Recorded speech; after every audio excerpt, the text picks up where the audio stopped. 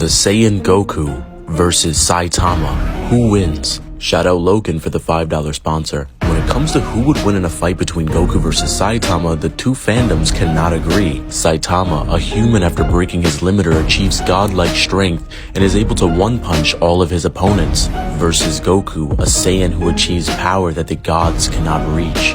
Both of these characters being known for the pinnacle of strength, but who would truly win? But before we get into it, consider subscribing to my red button platform because TikTok might be out of here. Saitama fights Cosmic Garo, a character who after getting a drop of God's power is able to copy abilities and strength, even Saitama's.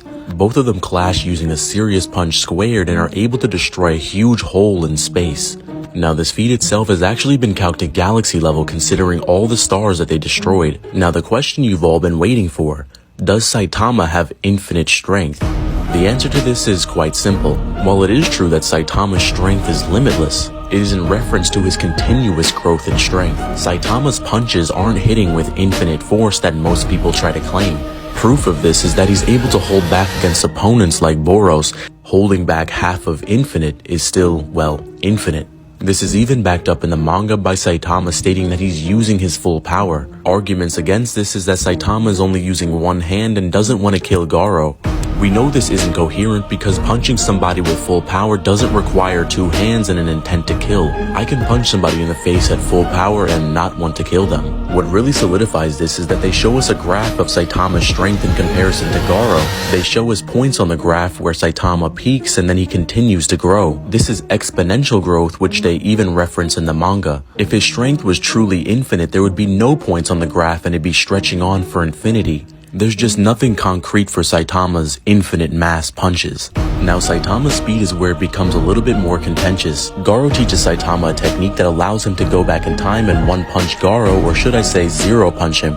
People try to argue this is a measurable speed, but yeah, no.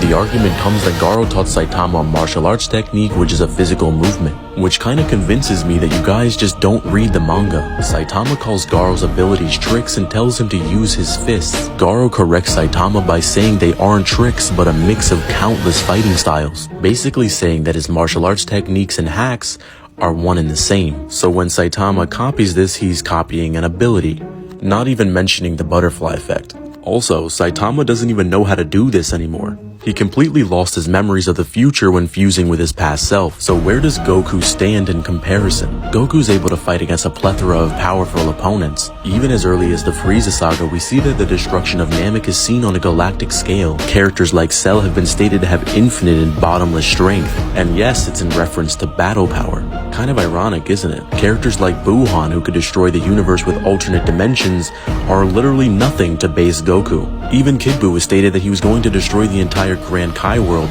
which is a universal-sized planet, and when calced it equates to destroying the observable universe an octillion times over. The reason being is because contrary to common belief, the universe is made up of 99.999% empty space, so destroying a universe that is 100% mass, well, you get the point.